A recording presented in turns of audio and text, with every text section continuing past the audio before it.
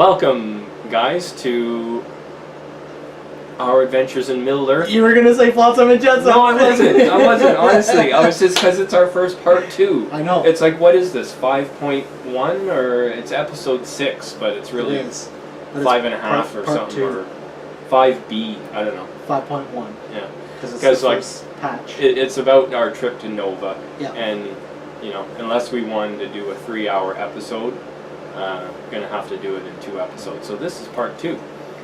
Good idea. Got the timer going. Time us so we don't go on forever. Because Garrett just arrived at my house. This is pretty much unplanned, so we were just talking about what we're going to talk about, and of course we were like wandering all over the place. Oh, look at this profile in the book. Look at that. Who has this and what has that? And Yeah. So much to talk about right now in the game because of the new releases, and you know, there's Articon just happened, Nova just happened, plus not to mention our regular tournament stuff going on. But yeah, we're going to do part 2 of our trip to Nova. So what we're going to talk about is we'll do the continuation of our Friday. Yeah. Which was, we cut it off right after doubles. So we finished doubles, awards went out, and I think we had like an hour. Yeah. But I think it was maybe a little bit less than that. So I think majority of like the main group of us went off and had McDonald's. Yeah. Because it was quick and easy. And cheap. Yeah, at that I can't believe point, how inexpensive McDonald's is there. Like, you get it's crazy. sick for what you pay like for a normal meal up here. Well, at that point too, it was like, I was feeling the shock of like eating in the hotel, like the cost of the food in the hotel. It was expensive. But anyway, the table of contents for this episode. Yes. We're going to do the Adam Troke seminar. Okay. Of which I hope you can remember a lot, because it's like over a week ago and I'm over 50, so it's like, I only remember a bit.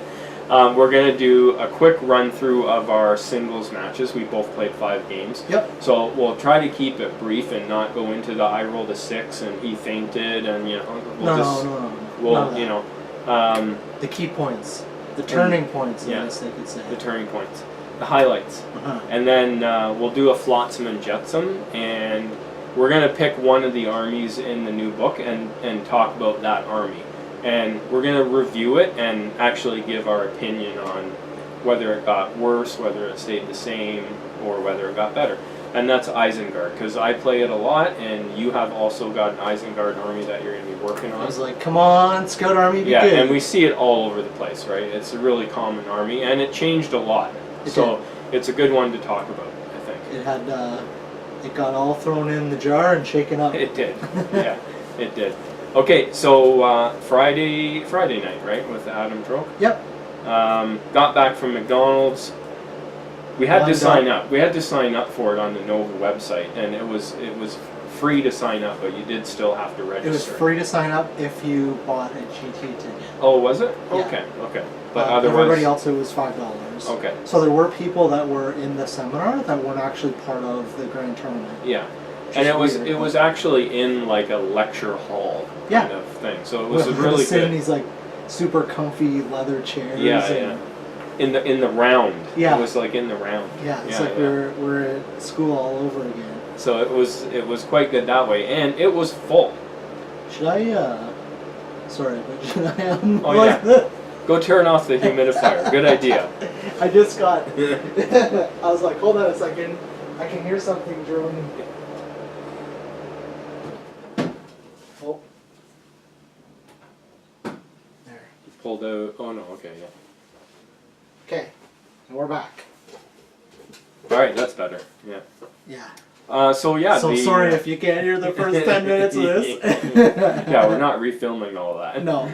So, the hall was full though, eh? Like, I don't think there were any seats. No, because there was 5 people standing there at were the people back. standing at the back by the door, so it was really well attended. There were people coming and going. Yeah. Hey, can we sell the books yet? No, you can't sell the books yet. Yeah.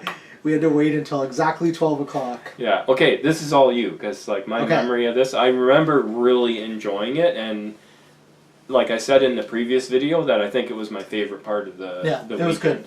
So, as a basic rundown, they're pretty much all the same. Because he did actually say some of the stuff was like for our ears only, and there were actually some juicy tidbits in there. Keep it secret. Keep it safe. Yeah, so some of the stuff was like. We're not saying because that's part of the privilege of what we got to see for being there. Yeah. So if you ever get a chance to go to one of these seminars, it's not all just stuff that's already been released on the internet. There were a few special little tidbits in there for us. He talked about a bunch of stuff. So. Yeah. Not like giving us direct answers, but giving us like hints at what could be part of the future. So, yeah, it's like any normal Games Workshop seminar that I've been to before. Like the same, he kind of did the same thing with Jay Clare back at Articon last year. Mm-hmm. They had like a question and answer. He ran through what was on the horizon.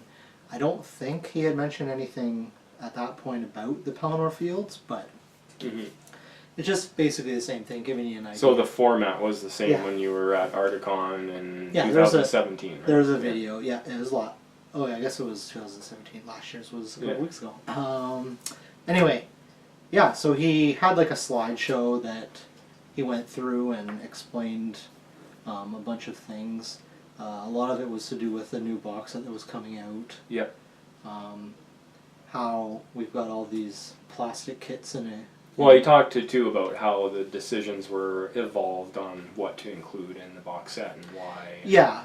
They wanted to pick a specific point in the movies that they could make a box and be like, here, have the models and build them and recreate the scenario or the fights. And they knew they weren't going to be able to offer like any new plastic warriors, let's say, like a new plastic warrior kit, just because it would dramatically impact what could be included in the box in terms of quantity versus price and whatever. Well, and the thing that he kept, or it's been a recurring thing he's kept saying, is they only have so many SKUs. Yeah. Because they only have so much warehouse space. So to include new models, they said they have a SKU has to disappear somewhere. Yeah. I.e., like an older unit has to go away. Yeah. See, now that we're talking about stuff, it's starting to come back. Okay. He did mention, though, that they are working on building like additional warehouse space, and so that will be changing. There's a warehouse being built across the parking lot or something like that from Warhammer World, which is pretty cool. So that if they do that, that'll mean there's more space to allow new things. But then he talked about about the new edition. He did, but in still sticking with the box set, he talked about not getting any new plastics and why. But then, well, would it be possible to get like a new plastic hero model? Yeah, that's where the Theoden came from. That it seemed to me like that was the moment where he kind of got his foot in the door. Yeah. Or the foot of the Lord of the Rings team got in the door, because they were kind of like, and I forget exactly what he said, but it was something to the effect of, there's no room in the production, the production line or whatever, to give you like a full-sized sprue. Yeah. I think they have like different manufacturing plants that make the different size sprues. Yeah, but they did have a window that he could step into for one of the smaller sprues, like the hero size sprues, which have become a really popular thing now in Games Workshop. At one time they didn't exist, and now you just see like tons of them for all of their game systems. Yeah, they've I've been to Games Workshop all the time, but if you look at the 40K and the Age of Sigmar areas, where you used to see the fine cast. Yeah. Sorry, I had to catch myself there. The fine cast, which they don't stock in the stores anymore. It's all been filled up with plastic character sprues. So you've got like a blister of a plastic character, and it's that kind of arranged, put together. Yeah. It's not quick fit together, but when you build it, it only goes together in one specific way. It makes it a little bit more difficult to convert, but those are the hero scales, hero size sprues that. It's also about I think it's also about the price points too, because because the price of their product has gradually increased, and in some cases not so gradually, to the point where buying a box set you're now looking at spending, say $50 or what have you. They needed something still at a lower price point, like half that much, and this fit the bill really well for that. But in regards to Lord of the Rings, anyways. They were like, yeah, well, we can't do this, but we could do this. And then it was like, excellent. And he jumped on it like a fat kid on a Smartie. Yeah, and then what he said too, and it was like, what it meant was it wouldn't just be that one. No. But it would be. I think there was something like. He didn't specifically say the 6 things, but I think he said there was up to 6 that they were working on. Yeah. I got the impression that it was a rather open-ended thing. That like once he was in there, he's in there. I think the idea is right now he's got 6 in the works. Yeah. And then there's more to come. Well, that's because the guys that he has working on the models, of which I don't remember their names, sadly, but I think there were 2. They can only work on, because it's quite involved, right? Doing these models. And I think he said, obviously they've done Theoden, and we've all seen the pictures of Gandalf the White on horse with Pippin. But Shadowfax, that horse they're model, working. I keep saying it. It's probably the best looking model of a horse that I've seen. Oh yeah. Yeah, like by any modeling company. Yeah. Like it's ridiculous the detail that is in this kit. Yeah. Well, now that we've seen everything about that model and what will be contained in that blister, definitely gonna buy it. Oh, for sure. Oh, yeah. Because there's more than meets the eye. Yeah. I don't have a mounted Gandalf, so. Yeah. But even a Gandalf the White is pretty cool. So that was kind of it on the box set, and then he talked a little bit about the plastic characters and the fact that, they've got already designing a couple more and more coming in the future, and he alluded to, I'm not sure if this was specifically in regard to the plastic heroes, but he was alluding to pretty well a release a month for Lord of the Rings. Yep, that's what or Middle-earth. He had said, yeah. Yeah. Now, whether that meant plastic hero models once a month, I doubt it. No, it's probably a release of some kind. Yeah. Because that leads us to the next thing, which is there was I don't know what you call it. It was like not like a campaign guide, but a supplement or something like that. And it was called, I believe it was Gondor at War. Okay, yeah. And it'll be like a mini book, like I forget what you. It's like the ones that they used to have, about 10 years ago. Yeah, okay. They had a whole series of them, like the Scouring of the Shire. Yeah, exactly. Like all of those, which were campaign books. Really, they were modeling stuff, painting of miniatures, and scenarios, and probably maybe even some hero profiles or whatnot. Well, because there was a couple Forge World models that he showed pictures of that are like common knowledge. Everyone's seen them. Yeah. It's two captains from Minas Tirith, and we don't have profiles for them. Yeah. So it's like they obviously have a profile. Do you remember their names? I forget. Somebody the Tall. Huron the Tall. Okay. And then the guy that lets Gandalf in the gate. He's like the warden of something or other. Yeah, the ward of the East Gate or something. Yeah. I don't know. He described it as the guy that let Gandalf in through the gates. Right. So both really nice looking models. Yes. But they're not in the new books. No. So we assume that they're going to be part of this Gondor War, plus whatever else they decide to add into that book. Yeah, so I'm assuming they'll probably be an evil equivalent, because we haven't seen the 2 new evil captains. Is that what you're talking about? Well, we've seen those, and they're released now, but we haven't seen anything but those guys. Right. We've got. But are they named character? One of them's a named character, but is he? I don't think he's in the book here. No, he's not. Yeah. So again. Yeah. He'll probably be in that book. Yep. But yeah, like we've got. Sorry, I was going back to we've got Theoden, who's a new model, Gandalf and Pippin. These 2 Minas Tirith captains, and then we've got the one evil thing. So we got 4 good things and 1 evil thing. And when we talked about, Adam had said that the third character, he said he didn't think it was possible for them to make something that looked that good. Oh yeah. With like what he could do with the character sprue, right? Yeah. Like normally, the big models for 40K and AOS is you've got a big character model, but it's like a huge box that has thousands of pieces. Yeah. And he's working with these little tiny hero sprues. Yeah. So he was saying that, and we asked him, well, is it a good or an evil model? And this is afterwards when we were just we were lined up for the book. Yeah. Well, we paid for it. Oh, and, we were getting them signed. Yeah. We got them. And he says no, or no, he didn't say I said to him, because we were talking about it, and he was saying, oh yeah, like what they did is amazing. I never would have thought that they could have achieved that in such a small package, basically. Yeah. And I'm like, oh yeah, well, is it good or evil? Because obviously he wasn't going to give anything away. Yeah. I say, is it good or evil?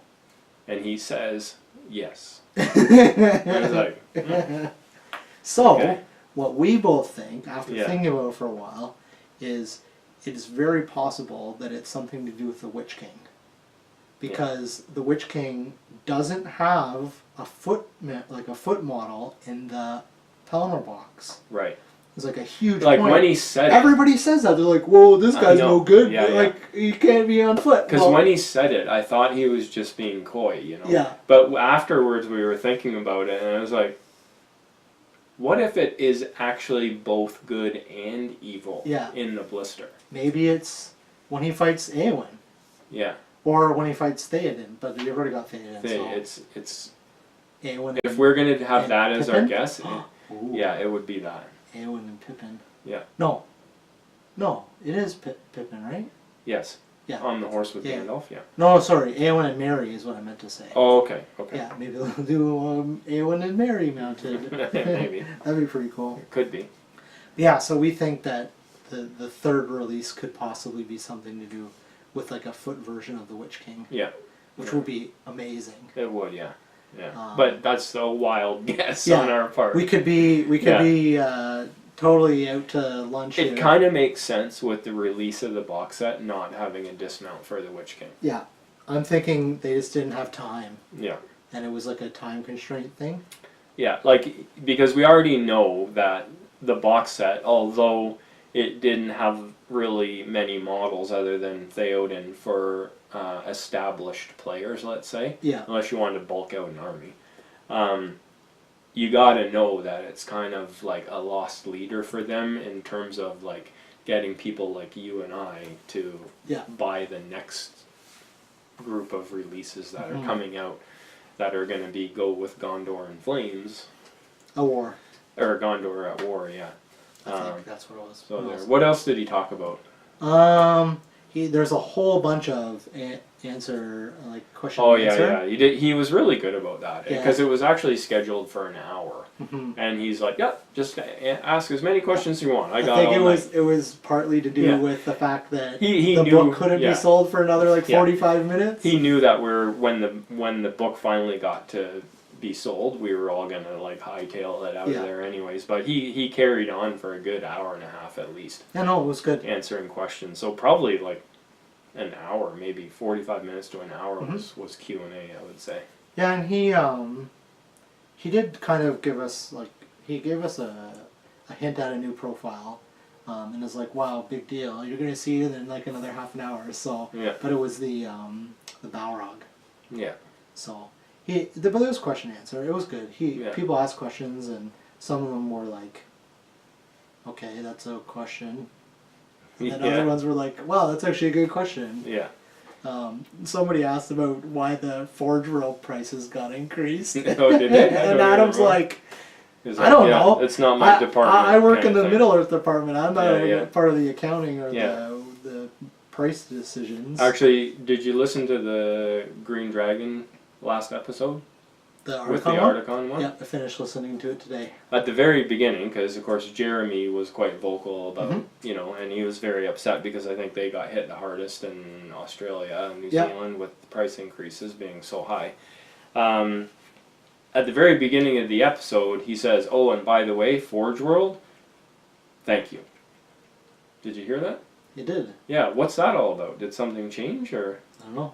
maybe he just had a personal experience? Maybe they responded to him. Maybe, yeah. They're like, you personally will give you less. Yeah, I doubt it, but maybe they did send him a message, or maybe he just had correspondence with them on something else. Maybe they said that they're in the works of changing that because it isn't right. Like, yeah. To have an increase by that percentage for somebody that lives in that specific country. Let's not get into it. Yeah. I mean, we're way off. We're way off topic even for us that it's not affecting us that much. It's still like a 20% increase. It's crazy. But anyways, let's move on. So yeah, that was pretty much the thing. Like, we did a bunch of question and answer, and then the guy's name eludes me right now. The guy that's in charge of was the Forge World guy. Don't know. Anyway, he came in the door and said, "Okay, guys, you can come and line up. We sell the books." And then we're like, "Yeah, we can buy the books," and it's like a half an hour early. So we all rush out, and then Devin's like, "Whoa! Only people that have GT tickets can buy the books now, and then if there's some left over, other people can." Yeah. So it was like a couple of people were like, "Oh." Yeah. And I'm like, how did the people that were further away from the door than me get to the lineup first? Yeah, they ran. Anyway. So we had to wait in line for 45 minutes for the book. But we got our books. Yeah. And unfortunately, they didn't have the blister of the 2 new orc heroes. I guess they had a few there, but they No, they didn't have any, and they lost the. I've heard 2 different stories. Yeah, like the brand new stuff, like those 2 orc heroes and the Dol Amroth Knights. They lost the box of that in transit or whatever. So that was too bad, because I was gonna pick up the 2 orc heroes, but what can you do? We got the books. That was the main thing. Yeah, it was like, get the books. Everyone stood around and talked for 5 minutes, and and then we're gonna go anywhere and get a drink. Yeah.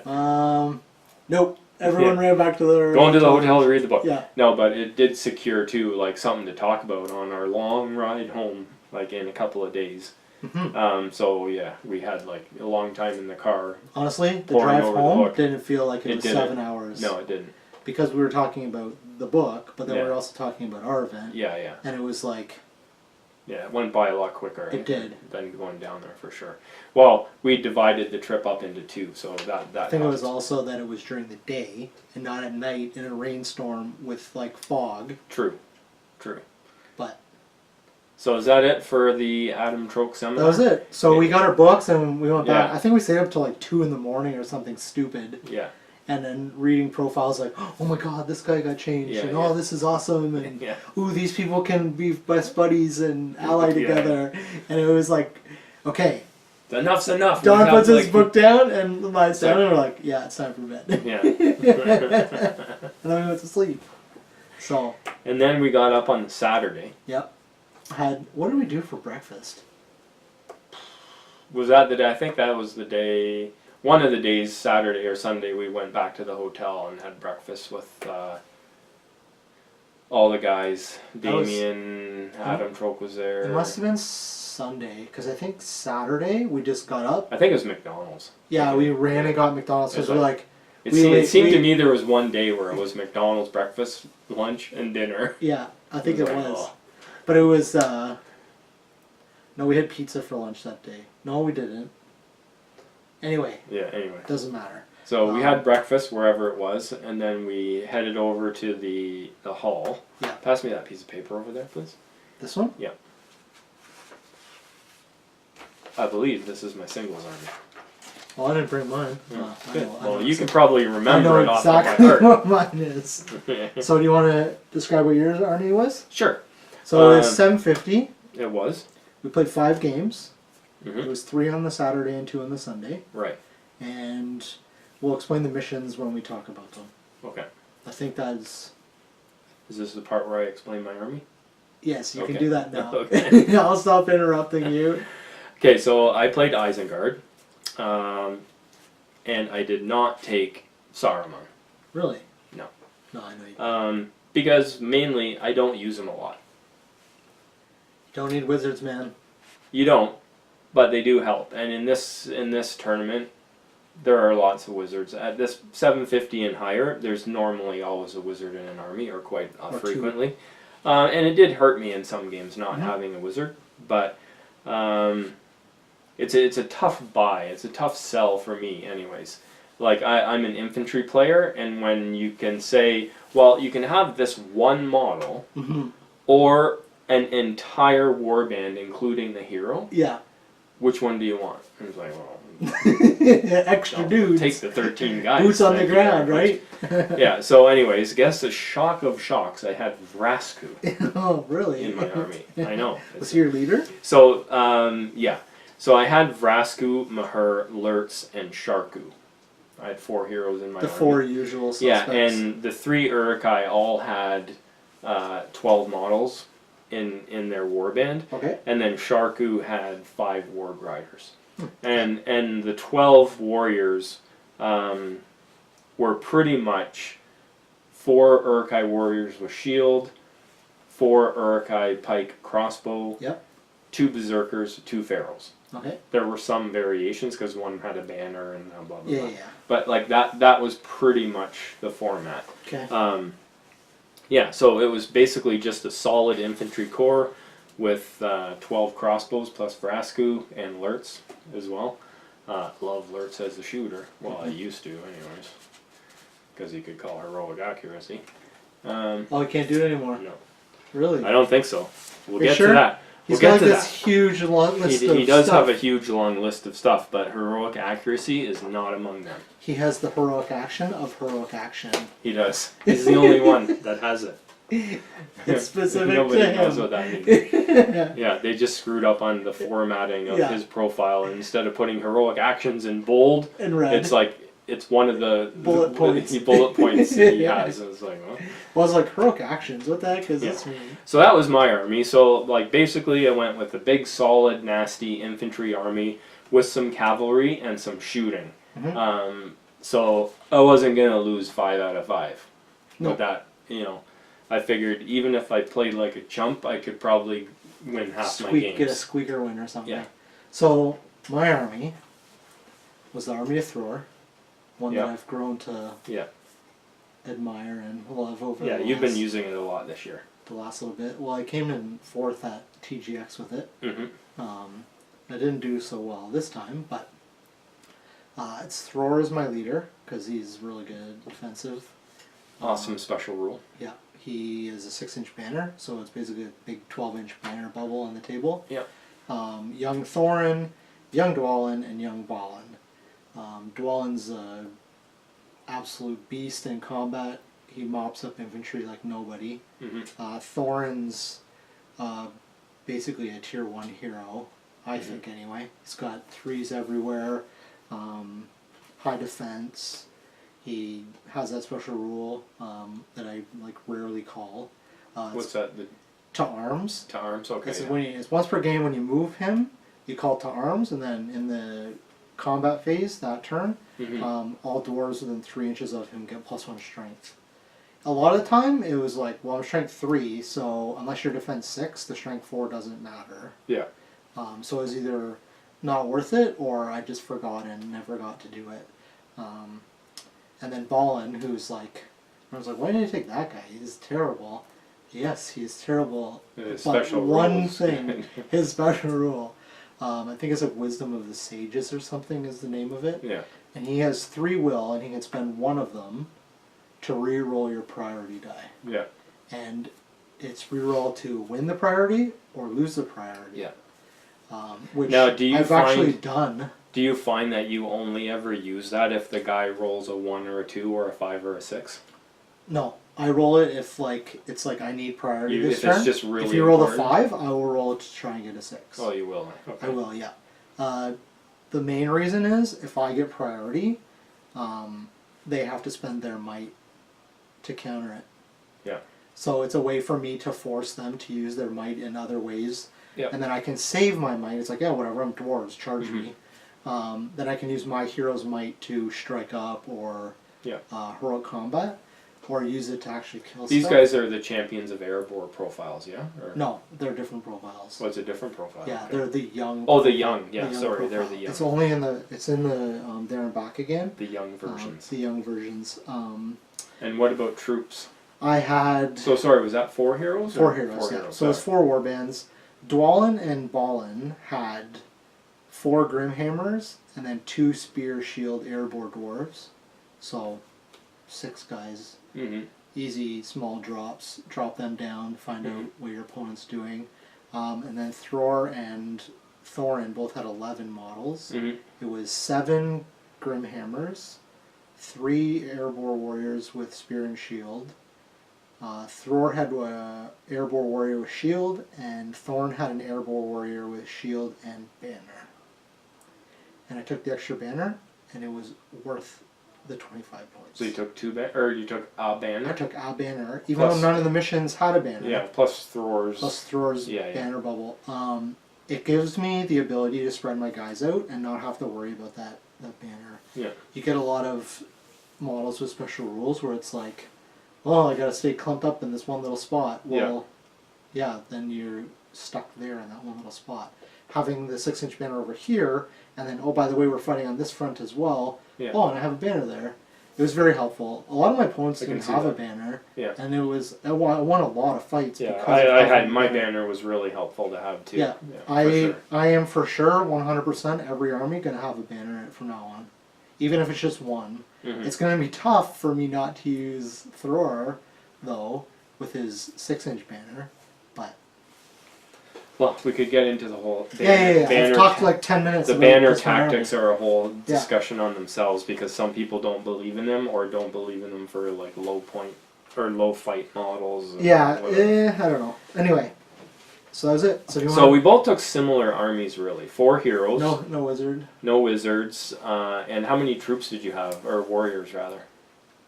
Sounded like you had less than I had. I had 38 models total, so 34. 20. Okay, so you had quite a few, and more than half of them were Grimhammers by the sound of that. 22 Grimhammers, and then 10 Spear Shield guys, and then 10 or 1 guy with this shield and 1 guy with this shield and banner. Loving the Grimhammers. Throwing weapons, my first. Well, we'll get into it. But yeah, and they're going to be better too. I hope so. Well, the throwing weapons we know are better. There's a point that will make them not as awesome as everybody was thinking, unless they get a special rule. But we'll talk about that later. Okay, first game, game 1, Saturday morning. Yeah. It was Capture and Control. A mission that we haven't played very much. No. A mission that I think, well, at least this is what I think, Drew and I had a tournament a while back, and one of our missions was very similar.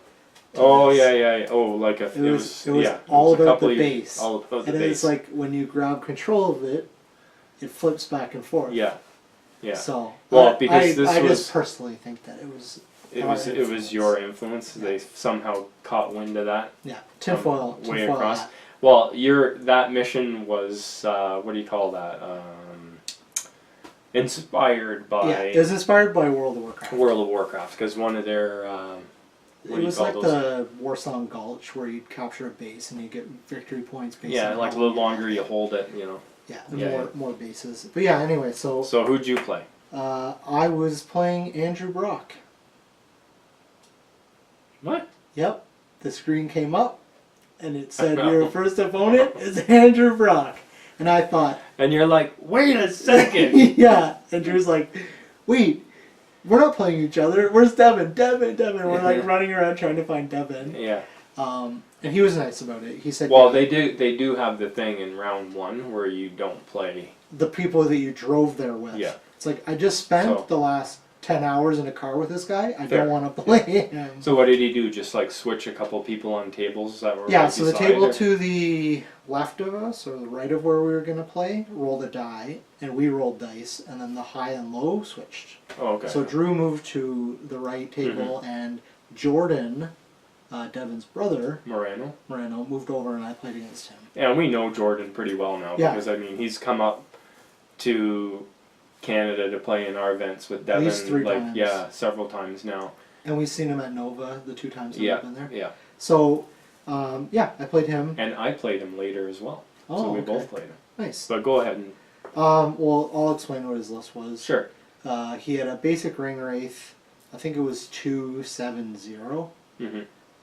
Leading a bunch of Morannon orcs. The Undying, who was his general, leading a bunch of Morannon orcs. They're both on foot, which was strange. Then he had Kardouche, whatever that guy, the fireball casting orc wizard. So he had him, and then 2 Blackguard? No. Blackguard of Baradur, whatever those guys are. Long and short of it, he had a big army. Yeah, I'm lots of orcs. I've got 38 guys. I've Yeah. totally got this. Yeah. And then I roll up on the table and it's like, oh, you've got like 52 models and 2 wizards. Yeah. And my memory fails me a little bit, but I don't think he had 2 ring wraiths. He did. I think he used a ring wraith model. I could be getting mixed up with somebody else, but I know for sure he had 2. Was it one of the Iversons that had a converted model using a ring wraith? Maybe. I forget now. Anyways. It was in our doubles, and it wasn't a converted. It was the Morannon shaman that you thought was. Oh, yeah. Okay, yeah. I pointed that out. Okay. But anyway. So big army, couple of ring wraiths on foot. And right off the bat I knew, okay, I'm in trouble. He's got 5 warbands of guys, which was huge. And I'm like, ugh, I have 4, but I really only have 3 full warbands and like an extra hero. So I was playing for the 3 points. I was playing for the center objective, the objective that was on my side, and the objective to the left. And the way he set up was, he set up to the middle, like most of his stuff was in the middle, and to my right. So I had set up, we kind of set up like we would swing. Yeah. And as soon as I saw him set up that way and not set anything up on my left, I immediately had that entire flank run back. So I was working on almost like an L shape, and I was going to go for mine, the middle, and then the one to my left, because he had no one anywhere near that side. Yeah. So I just had one Grimhammer run up and capture it. So I swung my line around, and I formed a wall so he couldn't get to my back objective with Thror there. And then Thorn and Dwalin was running back because he was the guy on the left to fight in the middle. And basically it was, the first turn I think I killed 8 guys with throwing weapons. It was ridiculous. Oh yeah? Yeah. Charging, throw, need a 5 to hit, 5. Roll to wound against a defense 6 guy, 6. Yeah, I killed so many Blackguard models that are like his like really good shock infantry. Yeah. And I killed them by throwing axes. So I was like, kill that guy, and then I'll move into the orc behind him. Yeah. So, I ended up losing the game though. It was pretty much gonna be a win for me. But my guy on the next turn, or the last turn of the game, I was going to have a Grimhammer run and get his back objective, because after he had claimed the one on the left, he was running across the field the whole time. Well, the fireball casting orc guy steps back 6 inches, goes, and fireballed me, and rolled a 4 to cast it, and then 4 to wound me, and I was like, ugh. So I would have won the game if it wasn't for that. Yeah. But I think he ended up... He didn't break me, but he wounded Thror on the last combat of the game. And it was like a 4-3 win for him. Oh. Yeah. Just snuck it out on the last combat. Yeah, so he had his back objective, he had the objective to the right, I had the one to the left and the one on my side, and then we were tied in the middle, but he wounded Thror on the last. And I was like, it's something stupid. Like, I have like a point of might and my rerollable fate, or my 3+ fate, and I rolled a 1. I was like, if anything else had happened, I would have tied the game, which would have been perfect. It's kind of like how my game went, also in a similar way. I played a young man named Jacob Lewis. I think you were right beside me when we were playing. Yeah, probably. And I think Jacob said he was from an Amish community. Oh, really? I believe so, yeah. Really nice young guy. And he had learned how to play by watching the GBHL. Nice. And he had never played a game before. Really? You know, he you know, I guess on his own he'd played and painted his models and, you know, probably had games on his own or whatever. But this was going to be his first ever game. Wow. Yeah, so it was fun. And he knew the rules pretty well. He really did. But what ended up happening, you know, I started. He had 3 warbands. He had 2 warbands of elves, like high elves. One was Gil-galad, and the other one was Aristor. Mm-hmm. And he had a banner in there. And then he had 1 warband of Númenóreans. Okay. Led by one of their 2 big heroes. I forget which one. Elendil or Isildur? Do you have the ring? No, it was the other guy, I think. So is Elendil. Yeah. Is he the one that gets the free... combat. Yeah, I'm pretty sure it was him. So what ended up happening was he had them on my right. And so like I sort of hung back with my deployment there, and I sort of combined some of my crossbows. And they were going to just shoot into that. And then the rest of my army kind of deployed right in the face of his guys. Because he had 1 warband, which was all archers. Yeah. And to sort of sum it up, I charged into the combat here. You know, Gil-galad did fairly well. But he usually does. Yeah, but like I outnumbered him heavily, and yeah. I pretty much crushed his 2 warbands of elves. And right in the later part of the game are his Númenóreans, and a good chunk of my my Uruk-hai got into a fight there. Okay. But he retained the objective that was right there. In the end, I kind of killed him too fast. Oh no. Yeah, and it ended the game. Because okay. I think it is that the one where you roll? Yeah, and I think the first roll, it ended the game. Oh, no. And like if it had gone one more turn, you know, I would have got more objectives and it would have been a decided victory for me. But like at the last second, like the noteworthy thing was he had Aristor on one of the objectives by himself. And I'm like, okay, what I'm going to do, I got 2 models that are in range of this. I'm going to charge him with Sharku and a Feral. Okay. Okay. And worst case scenario, I'll contest that objective. Yeah. Okay. I might not even charge with the Feral. I might just move him onto the objective and not have him be part of the fight. Yeah. So I roll, because he's got Terror. Okay. Boom. And I rolled like Snake Eyes or some garbage with Sharku. I'm like, oh, there we go. Right? And so then I roll for the Feral. The Feral makes it in, and like he won the fight and either killed or pushed the Feral off the objective. And I was like, oh. Right. Happens. So, yeah, so that was the end. That's what happens with elf heroes. Man. Yeah, but he won. He won that game, and it ended up 6-3.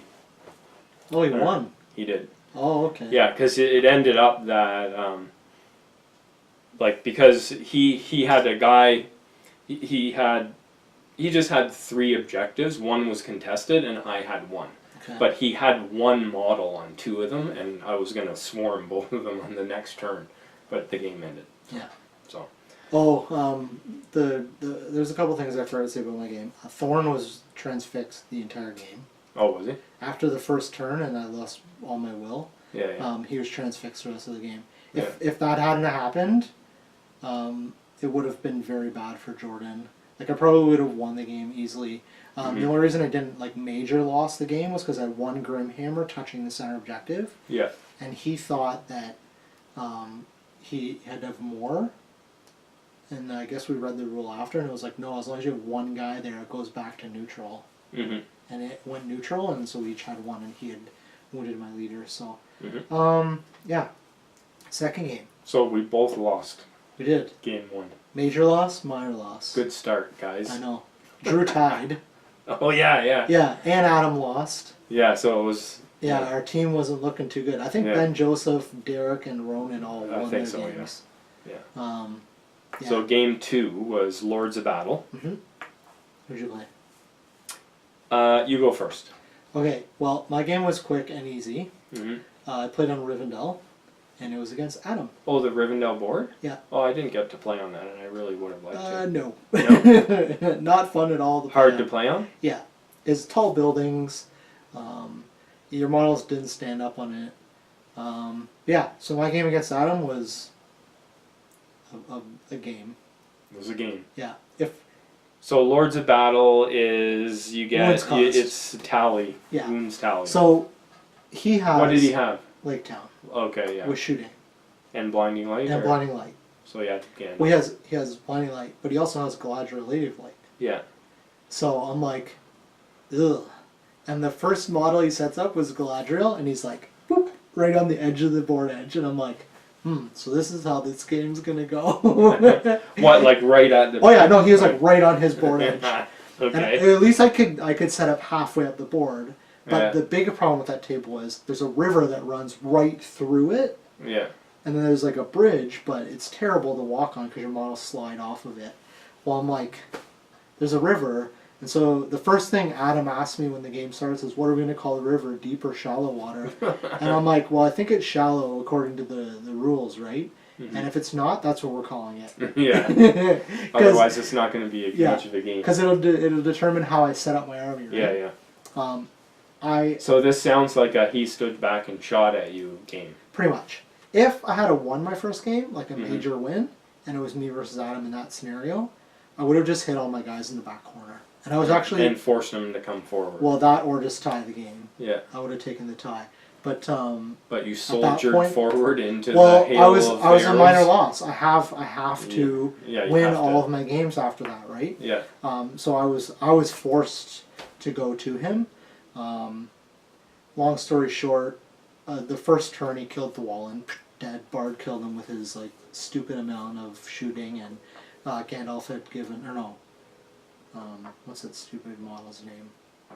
Alfred, yeah. Give him three might, so he's got 6 might. So he's just like pew pew, shooting his might off everywhere. Oh yeah. But yeah, it's like when that guy died, I was like, you know what? I know what I'm up against. You have strength 2 bows, so you need 6s to wound me. I'm just gonna take it to the face. Walked across the table, and it went exactly the way I thought it was going to. Yeah. It got shot up a lot. I lost like probably 5 or 6 models getting into combat. Thorn had like 1 wound left and 3 fate. And you lost a hero on the way. And I lost Llewellyn, probably my best hero for that fight. So he softened you up sufficiently well. And when our lines clashed, though, I was murdering guys. Well, yeah. Well, like, you got higher fight, well, mostly, and... I just... That army is not fun to play against. Not that Adam controlling it was unfun to play against, it's the army. Because it's like, oh, Bard gets this bonus for being in range of this guy, and this gets that. You know what? All due respect to the rules writer, the kids, their bonuses are way too good. Yeah. And that's actually what you have to do. Like, I played Adam with that same army at the last tournament, and it was like shocking how good the army is. And after reading a lot about it, that's what you have to do, is you have to kill one of the kids. Then the army is not nearly as good. It's still good. It's still good, like, don't get me wrong, but it's like the free heroic combat is over the top. Well, 2 characters, like his son Bane and Bard, both getting a free hero combat, plus Bard gets fight value from his son and from his daughter. And the son gets the fight from the daughters. It's like, buffs upon buffs upon buffs. Yeah. And it goes too far with it. Yeah. In my opinion. And the free heroic combat is definitely over the line, and maybe even should be drawn back a bit more. Like, the profiles on the kids are too good too. To the point where every army I've designed since I've had at least shooting dedicated to take one of the kids out. Yeah. Anyways. But anyway, so it's a strong army, maybe the strongest in the game now. It is. I don't know. I'd go as far as saying that. It's definitely in the top few. But anyway, so we're rambling about that. Yeah. We'll talk about that in a future episode. Right. But I lost. Let me mark it down. Yeah, it was a big loss. Was it? It was a 10-0 loss. Oof. But you know what? I didn't give Adam 12 points. I fought and killed enough of his guys. So you struggled to like at least I got there. I max. lost my leader. I got broken, but I didn't get triple killed. Yeah. I only got double because I had him like 4 models away from being broken. It was close, but I lost enough stuff. Bard and his kids are just too good. Like that's where I lost the game, was because of that. Yeah. It's like two heroic combats. If you have a table that you can shoot effectively. Yeah. It just, because that army, the only thing it can't do well is maneuver, right? But it can shoot effectively, it can fight effectively. So if you have like an open shooting range, that army is really tough to beat, and it's not a mission like Reconnoiter or whatever. For me, it was probably the worst possible job like table, Lords of Battle, and the worst mission for that army. It's like you're a chunk of meat, and here's the meat grinder. Thank you. So anyway, that was my mission, or that was my game. Okay. So it was a major loss. So it was a minor loss and a major loss. And at that point, I'm like, whatever. I'm here to have fun now. Yeah. Because I wasn't gonna place. You went directly down to the fun tables. The fun room. The fun room. The fun room, as we call it. I was in the bottom 2 rows. Yeah. Okay. But yeah, it was a game. Okay. In my game, I played a young guy named Derek Arnold. Okay. First time I played Derek, very nice young guy. And he had a Lothlorien army with Galadriel, Lady of Light. Okay. And this is Lords of Battle. So I'm like, alright. Totally out shooting him here, because he didn't have a lot of bows in his army, surprisingly. Yeah. He had a small number of bows, but they were the upgraded ones, because he had Magic Hat Thranduil. And he upgraded some guys to the 2+. Okay. Yeah, and did he have Legolas? Yes, he did. Yeah. Most armies he had Legolas. Yeah. But he didn't have a lot of other shooting. So, like, I definitely had more shooting, but he had some quality shooting. Yeah, might. So I'm like, okay, this should probably go okay. But then, of course, like an idiot, it's like, oh, well, he's got the, not Blinding Light, but the one that Lady of Light has. Same effect. Oh, the Light of Elendil, or not Elendil? Yeah. The star or whatever. So anyways, we set up across from each other. He clumped up his army. He had a lot of Galadrim warriors with shield, and then behind he had wood elves with spears, and then he had 2 or 3 Galadrim knights as well on my left. Okay. But of course he hunkered down under the shooting bubble, and you know, I play that army as well, so I was very much well aware of the Nature's Wrath coming out. So I had to move up towards him. Yeah, Nature's Wrath and Terror. Yeah, so it was going to be bad because he had cast the what's that terror spell where everybody within 6 inches causes a terror or whatever? Horror of Dismay. He'd cast that, and he was holding on to Nature's Wrath, waiting and waiting. And I was being sort of, because that one spell can ruin your day. Nature's Wrath? Yeah. And well, it's a good thing it's not around anymore. Yeah. So I was being cagey about the way I was moving in. I wasn't going to commit everything en masse and lose the game in one turn. Sure. But what ended up happening was he kept my leader out of the game because of Legolas. Because it's like, well, I think Lurtz was my leader. And he was like, well, I can't bring him out into the open because it's giving him 3 free points. Yeah, just auto hit and wound. Yeah, so I basically was like, oh, okay, he's going to sit behind this building for the entire game, which he did. So I was playing 60 points in the hole. And 3 might down. Yeah. So what I had to do was I moved up, and eventually he did the Nature's Wrath and killed a bunch of guys, but it wasn't devastating because of the way I moved in. And he was killing guys every turn with Legolas and his shooters, and I couldn't really shoot back. But I did manage to flank him with my Ward Riders. Okay. And I charged his flank. He also had Rumil in his army as well. But I charged his one flank and did okay. and eventually got in behind him with a few guys. And I ended up breaking like his right, my left of his line, because he had a very crisp line formation set up. And I broke into his line, and he had outshot me, but then I outfought him by a little. Okay. In the melee. It was a very close game. So in the end, what happened was that it was a 3-all tie. Really? So it was a very tight game. Okay. He played his army really well. Good. He's obviously quite practiced at it, I think. But it was a very enjoyable game. Really pleasant guy to play against. Would definitely have another game against him anytime. But I don't remember a ton of like highlights in that game in terms of like crazy stuff that happened. It went kind of by the book, like, you know, he had the need a 6 to hit bubble, and I had to charge in. He shot me on the way in, got a few kills, and when I got into combat, I did a little bit better. Yeah. And pulled it back. Okay. So that was it. So it was a 3-3 tie. It was. Yeah, I lost 10-0.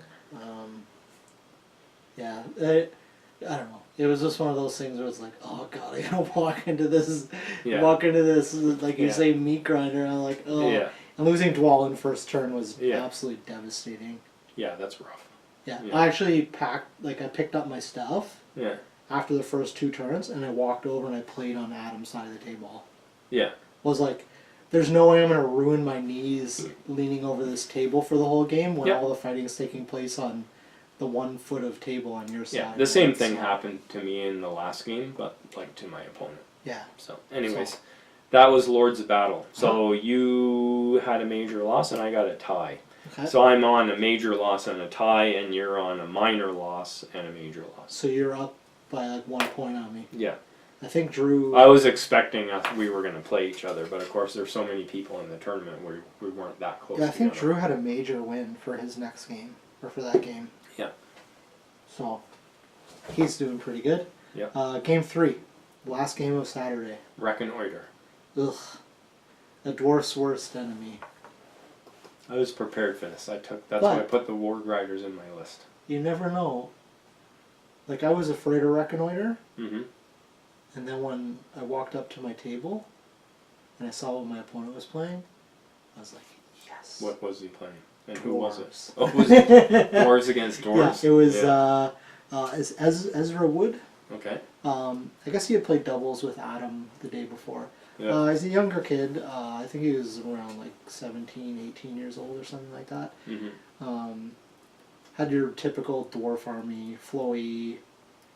Mm-hmm. So Darren's folk dwarves. I think he had Mern and Gerard. Okay. And those were his heroes. Yeah, because I don't think he had any. He had like Isengard and no Khazad-guard. Or no, maybe he had a couple Khazad-guard. But he had the Rangers. He had a big group of Rangers with Flowy. Yeah. And he's like, well, I can't get rid of any of your special rules with him. I'm like, yep. That was the one game where I was like, I'm going to use to arms. But it didn't matter because I either needed a 5 or a 6 to wound the dwarves, right? So using it wouldn't matter. And then I'm like, well, if I just use it, he's just going to shut it off. So it ended up not working out. But so you didn't have any like active special rules that he could just turn off? I guess no, because my army bonus is my banner rule. Yeah. It's not a special rule. Yeah. And he could have affected Dwalin, but Dwalin was on the other side of the table and he couldn't see him. The only person he could really affect was either Thorn or Thror. I guess he could turn off Fearless from the ring. Big deal.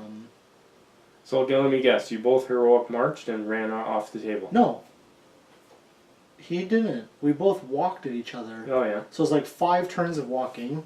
Yeah. And we met in the middle. He's like, you gonna try to run off the table? Are you gonna try? No. Actually, this game, honestly, was probably my most fun game all weekend. Because Ezra was an amazing opponent to play against. Oh yeah. He was really technical. Yeah. With he'd get his head down right on the table. Oh, was this the guy that was Adam Troke's partner in doubles? That's what I thought that's what I said. No. So Adam Troke, like he was, what do you say, paired up with just a guy that didn't have a partner, and it was Ezra. So they played together the previous day in doubles. Yeah, but he was really technical, like with his moving and making sure line of sight. Like he was right down on the table looking for line of sight, and no, it was a really good game. Yeah, it was basically we met, we fought. There's some pictures because I actually took pictures of this game because I was having a really good time with it. Yeah. Took a lot of the pictures. We're on like the Dwarven city table. Oh yeah. And there's this huge fortress on the one side. Yeah. So it basically eliminates that side of the table. There's a lot. There's a lot. The middle of the points. table had like this big archway thing. Yeah. So there was literally like choke point. Yeah. Choke point between the arches, and this big wide open area over on the right. Yeah. And he had Gimli and Floey coming up that side. Yeah. And I had Thorn and Thror go that way. Thror ended up going through the middle to try and punch through and get to the other side.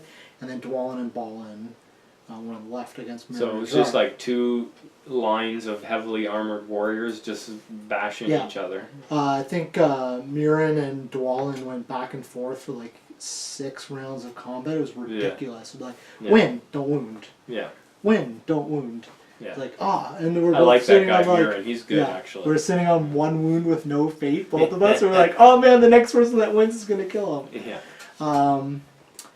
So yeah, like the 2 highlights of the game were he noticed that he had that gap with the Rangers, and he started to run 4 of them past me, and I was like, what the heck's going on here? Can't let this happen. So I ran a couple Grimhammers over, and I was like, hoo-ha-ha, hoo-ha-ha, taking out Rangers with throwing weapons and then charge them. So I ended up killing off the 4 guys that were trying to run off the table. I was like, no, I will not have any of that. We're going to fight this one out. It's not going to be running off the table. Yeah, and I ended up getting a major win out of it because I killed Gimli, and that was his leader. Oh, yeah? And that was it. That was it? That was like 3-0? Nobody broke. Yeah. And I killed his leader. Well, that sounds like you had a fun game anyway. It was good. Yeah, that's good. And it was like I think I had Thorin against Gimli. Mm-hmm. And I just rolled like ridiculously good in one combat. It was like 3 wounds, boom, boom, boom. And I was like, whoa. You did 3 wounds? I did 3 wounds to him. Because I was like, I'll might it up. Might it up. Did he live through it or no? Yeah, he lived, but he had 1 wound, and then the next turn I like surrounded him and killed him. But it was actually a really fun game. It was a good way to end the day. Yeah. Because after my first 2 games and losing both of them, I was like, you were down in the dumps. I don't want to play this game anymore. My typical mopey self. I'm taking my toys and going home. Yeah, and it's not like I'm leaving and taking my hockey net with me. It's just I'm like, this sucks. I hate this game. I'm gonna go play something else. Well, that's normally what happens, right? You bounce back with a good game. It even if I lost a game, it definitely changed my attitude for the rest of the tournament. Yeah. So I was happy. Hey, you were in the fun room. So what did you expect? Exactly. You have to have fun in the fun room. You know. So yeah, Ezra was a great opponent. My opponent was Jordan Moreno, who you played in game 1. So we already went through his army. So I saw his army and I was like, oh, his army is at least as big as mine. This is, But it's all foot guys. Yeah, it's all foot guys. I wasn't overly concerned with what he had, other than the fact that he had a lot of stuff. Mm-hmm. 3 spellcasters. Yeah, he had the Blackguard, but other than that, like, my troops were better than his across the board. Yeah. But he had spellcasters, but on the good side, he didn't really have any fighty heroes. No, because the captains are like... Yeah. He had at least 1 Blackguard captain. He had 2. Did he have 2? Yeah. Okay. But the game started out really weird. So it was Reconnoiter, so nothing starts on the table. Yeah. And most of my stuff came on. Okay. Turn 1. I think maybe 1 thing didn't come on, or maybe 2, something like that. But like almost nothing on his came on. Like he had 5 warbands. I think 1 came on. Wow, that's bad. Yeah. And poor Jordan, he had a migraine. Oh, this is so I felt so bad for him because like I didn't notice it for the first half an hour, but after that, it was like he was suffering in the game. So I felt really bad for him, and frequently offered to stop and you want to go get a drink or take an aspirin, or, But he soldiered through it like a pro. I would have been like, forget this. I'm out of here. I lost 2 games. Yeah. But what happened was, it's like, okay, well, I set up my Warg Rider, Sharku, on my far left. Okay, it was a pretty much open table. It was one that had some swamps and stuff on it. Okay. But pretty wide open table. And I'm like, I'm just gonna gun it down the left-hand side of the board and run all these guys off. Yeah. And like see if march. Yeah, see if I can get it. So like they took off. Next turn came on. Probably whatever else I had left came on, and like one other thing came on for him. Oh. He had 5 warbands, right? And he's getting +1 to the roll. Yeah, he just rolled really bad, oh. right? And I'm like, do you want to spend money? He's like, nope. Yeah, and so he got like 1 or maybe 2 things on, but he still had at least a couple things off. So these guys are like, go boys! And they're all whipping their wargs, just like, they're sailing down the left-hand side of the board, and I'm like, they're gonna actually might get off the table. Because like the edge of the table was here, and then right beside it was a swamp. Oh. So like unless he brought guys on like right there, they were gonna get off.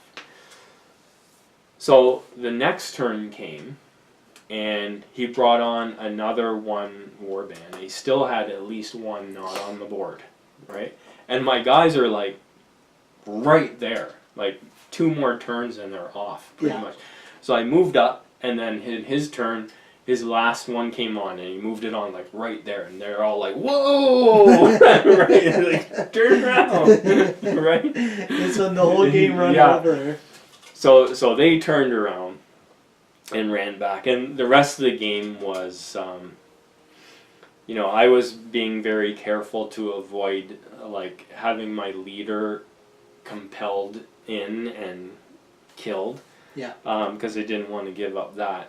And what ended up happening was our lines came together sort of on a diagonal, and we fought all across the line. And in the end, it's like his spellcasters just didn't perform up to snuff, really. Yeah, I had the same thing in my game. Like he was rolling 1s for a lot of it. Like I think he rolled 2 dice for a transfix one time with dying. And he rolled double 1s, and he had no might. So it was like, well. Yeah, and like because I wasn't offering a lot in the way of juicy targets, because that's why you play this kind of Uruk-hai army, because there's nothing. Yeah, it's like the best you're gonna do is transfix and kill lurts or something, right? It's not gonna devastate your army. So because I wasn't offering anything like that, it was just like my infantry was better than his infantry, and eventually I ground him down to the point of breaking him. Yeah. So I got that, and I ended up winning the game 6-0. And I'm just trying to remember. Oh, and I ended up on the left-hand side, like I kind of broke through sort of the center of his line and ran a couple of guys and got them off and picked up 3 points. Okay. 3 points for that, and then 3 points for breaking him. But like I was damn near close breaking as well. So it was a closer game than it would seem, but picked up my first win of the tournament, or of singles. Yeah, singles. Yeah. Hold on a second. Yeah. We did really good. We did good. Yeah. We got 2 wins and a loss in the last game in doubles. Still haunts me. Yeah. I'd love to play that game over again. Yeah. We screwed up in that one. Game 4.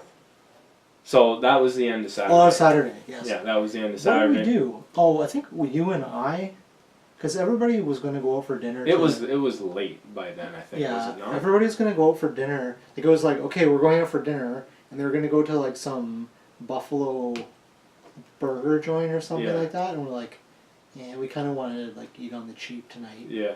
So we went to go to Subway, and it was closed. It was closed, yeah. At like 8 o'clock on a Saturday. I know. Like, how weird. So we had McDonald's. Yeah.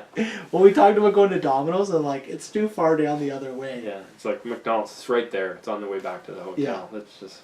So we did that. We read the books for a fair bit, and Drew stumbled in at I don't know what time. Not late. They didn't stay out too long. And then we got up Sunday and packed all of our stuff up because we had to get out of the room.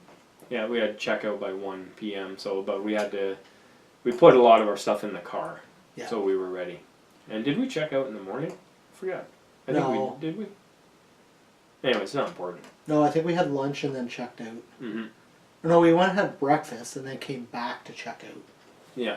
But we had breakfast with everybody again and did that. But so first game on Sunday was Seize the Prize. It was. And I played against Laura Fleck. The awesome Laura Fleck. Yep, with Easterlings. Yeah. Laura and Dwayne also were in Toronto at TGX, so we've come to know them now fairly well, I think. Awesome opponent to play against. Yeah. She gave me like a little treasure box with some dice in it and a couple little mints and stuff. It was really nice of her to do that. Yeah.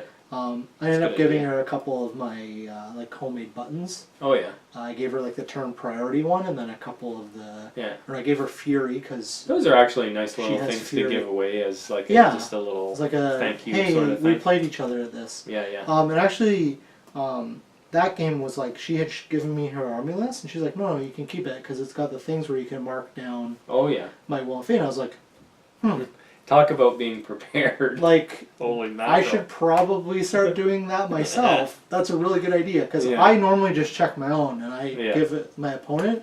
Like I'm pretty good at remembering what they have. But there's a couple times in one of my games I was like, "Are you sure? I think you've spent more than that." And I was like, "No, I didn't." And I'm like, well, "Did you mark it down?" Well, yeah, it's marked down here. Well, no, I'm just remembering. It's like, So anyway, well, I know like most of the top players. Oh yeah. They mark down like for your sure. might and their might. Because it's an important it thing. Is, it's going to be even more important than new rules and knowing what everybody has. Like it's going to be a pain. It's like what special like, strikes can he strike or can he do heroic defense? Or, like anyway, Seize the Prize. Did she have her Easterling army? Yes. Nice. And it was first turn.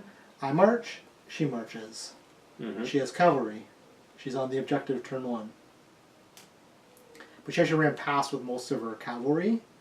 The next turn, she didn't dig it up. The next turn, I went first, charged into her cavalry, figuring, okay, I've got to get these guys dead this turn so that I can possibly get on the prize or get to it if she doesn't dig it up.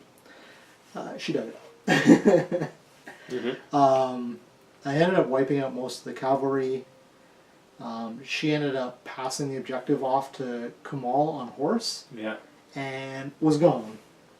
Because I'm dwarves. So you're playing an all-foot infantry army and against the cavalry army in Seize the Prize. Yeah. Okay. Sounds familiar. Yeah. So she got it on Kamal and he was gone to the other side of the table where I had nothing anywhere even near that and it was march off the table. And I was like, well, that's the end of the game. She won 6-0. Oh no. Yeah. I killed her leader, who was... Did you no, I didn't kill her leader, because I thought it was Amdaril, who's like the Lord of Blades, but it was her captain in the back with the bow people. Oh, yeah? Like, she had a group of bows, and a captain with a bow in the back. Yeah.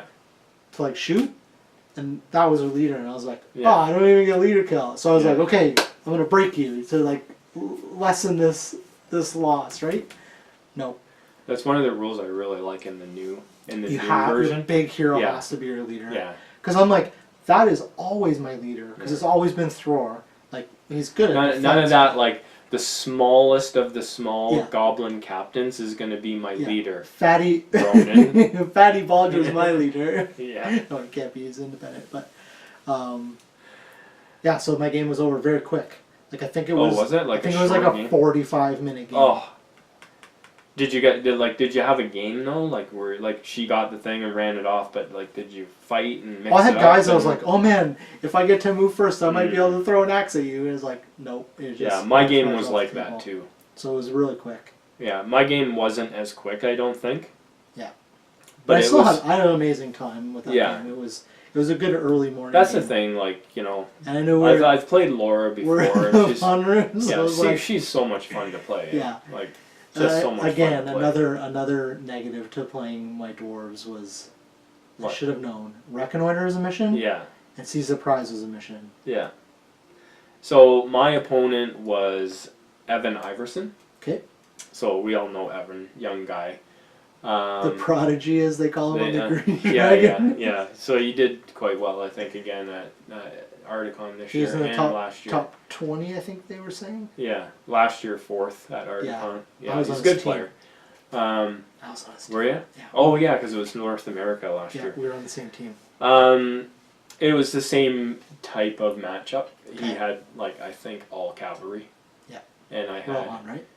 Yeah. He definitely had a bit of a soupy list.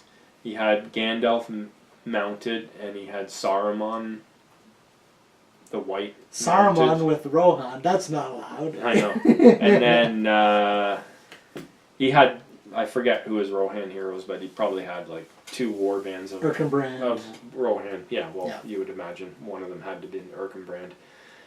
So really, it came down to the roll at the very first of the game. The March roll, see who gets on the objective first. Because I only had one chance in the game, and that was to win that roll and get my Warg Riders on top of the objective right off, and he won the roll. So it was he moved up everything, and Sorceress Blast Sharku, so he couldn't even do his march, and he ran onto the objective, dug it up right off the bat. Wow. Lucky. So it ended up that he won the roll off, dug it up, and then just ran off the table. Yeah. That's what it ended up. There was more to it than that. I surged forward with the bulk of my stuff, because there was in the center there was a forest here, right on the center line, and the objective was right in the middle of that. Okay. Right, so I'm oh, that's actually not bad for me, and I have one hope in hell here. Yeah.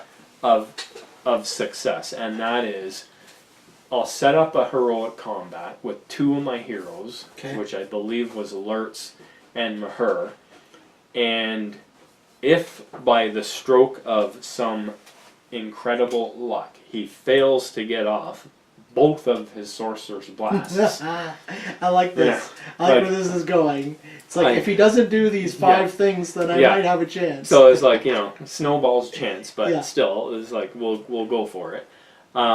So I moved up, set it all up, but of course I had no choice but to surge forward, because it was my one chance, and once that prize got out of there, it was over. There would be nothing I can do, because of course he had blinding light up too later.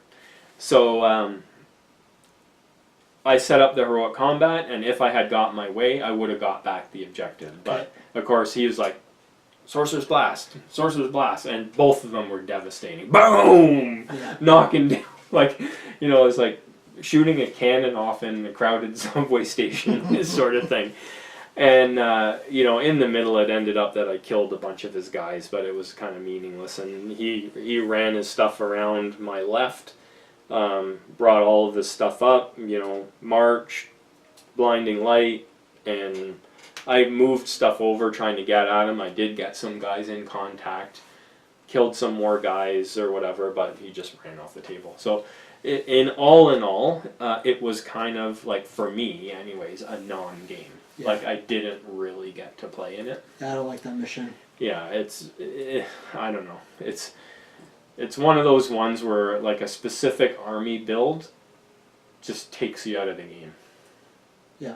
And there's a couple of missions like that now in the new 12. It's your army has to have cavalry. Yeah. And you have to have the ability to do this, and you have to have that. So I could have, in retrospect, I could have anticipated what was going to happen, and divided my army into 3 and had one group in the center, one on the left, and one on the right. Okay. But then he would have just ridden one of those 3 things down and crushed it with his cavalry. So it was when you're facing cavalry with Uruk-hai, you have to stay together. Yeah. You have to, right? So we both lost. Yeah. 7-0 for Evan. And he was a good opponent, and I'm not criticizing him. He was going for the win, and he did what he needed to win and got a major. So that was it. Sounds like the first rolls were fell apart. Yeah, if I had won the first roll, there was definitely no guarantee that I was going to win, but it would have been a game, right? Like, I would have got it or got on top of it, and it would have been a fight, like a nasty fight in a confined area where his cavalry wouldn't have been able to come because there was a forest on either side, so that would have really screwed him up. Okay. But anyway, it was a loss. And then we had game 5. Yeah. Actually, I think we had lunch. And I forget what we did for lunch. Subway, I think. It was, because we were complaining about going back there. Yeah. And I was like, whatever, it's there, it's cheap, and it's not McDonald's. Yeah. My game was, it was Fog of War. Yeah. And I played Steven Sogo. Okay. On the same table that I played Ezra Wood. So the dwarf the one. Dwarven Fortress. Yeah, and the funny thing was, I was playing Chris Cole.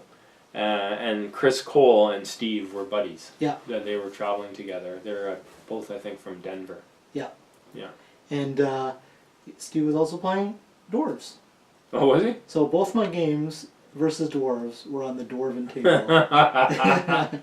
How weird is that? This time, though, I set up on the other side of the table so I could see what the game was like from the other way.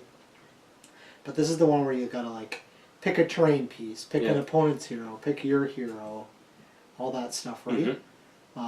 It's a little bit involved, but it's fun. It was pretty much, it went the same way as my other dwarf. Like, Army of Thor is devastating against other dwarves. Because I can two-handed pick. Yeah. Freely, because I have Spear Sport. And I have the banner reroll. And when they don't have that, I know. And it's like, ooh, my guy now has like Strength 6 with two-handed against your Defense 7 guys. Yeah. But again, it was another game where my throwing axes did ridiculously good. Oh, really? Yeah. So I'm actually afraid to see how devastating they're going to be with the new Did he have Durin's folk dwarves? Or? Yeah. He actually had Durin was his leader, Gimli, and then Murin and Jar again. Oh, so it was quite similar to the other army. Yeah, instead of Floey, he had Durin. And he even had a lot of his guys were upgraded to Iron Hills warriors. Yeah. So strength 4. Plus 1 strength. Yeah. Which was, I'm like, oh, that's bad. It's good. It's expensive. 2 points. Yeah, but he wounds my guys on 5s instead of 6s. I got across the table. I got onto the piece of terrain that I wanted to get to. He was nowhere near. I knew that game, that's the way it had to be. So I just marched across the table with my stuff. Yeah. And I ended up killing Gimli, who was my target. And his to keep alive was Durin. And no, it wasn't Durin. Who was it? I think it was it was Murin or Drar, and I killed the guy that was supposed to be alive. And I believe it ended up being a 12-0 win for me. Because I kept my guy alive, who was Balin. Or no, maybe he did keep his guy alive. Anyway, I got 12 points. Because I broke him, I had my guy alive, I had the objective, and I killed the guy that I was going for. Yeah. I think that was it. Anyway, so yeah, it was 12-something. Yeah. They were 12-3 or 12-6. That's solid, so you went out on a major. Yeah, so out of all my games, the 2 games I won were against dwarves. On the dwarf table. On the dwarf table. So my army is awesome against other dwarves. Apparently. Yeah. Well, because it's a spear sport. I have spears, they don't. Yeah, yeah. I played his buddy, Chris Cole, on the last game. And he had a Gundabad army. Straight Gundabads. Yeah. He had Bulg mounted. He had a couple of captains. He had a bunch of Gundabad warriors, a banner, like probably a squad of about 10 berserkers, and 1 ogre. But because of the mission, and because of the 2 armies, it was like, I wasn't going to move forward a step because I had shooting. So it was kind of akin to your game where you played Adam. He had no choice. You know, with that army, you have one tactic, and that's charge. Right? But I had shooting, so I sat back and probably fired at him for 2 or 3 turns, and then as soon as he got close, I charged into combat, and I picked my combats with all my heroes and did a bunch of heroic combats, and I think I killed like almost all of his berserkers before he really had a chance to get him into combat. Okay. Like, he peeled off a few of them to try to get over to this flank where this terrain piece on my right was his objective. And the rest of the berserkers came up by themselves.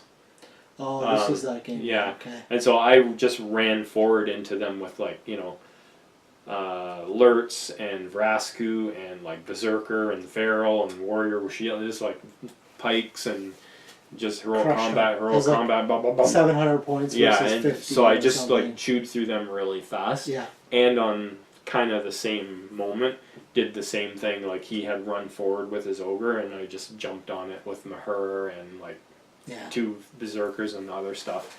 And just, I heroic combated off it, I think. And in the end, you know, right off the bat, too, it's like the first round, he was far back, but within range of my crossbows, and I'm like, I don't want to give away the heroic accuracy trick right off the bat, so I'm like, I'll fire a couple of crossbows here, a couple here, one at bulk, you know, like, killed a couple things.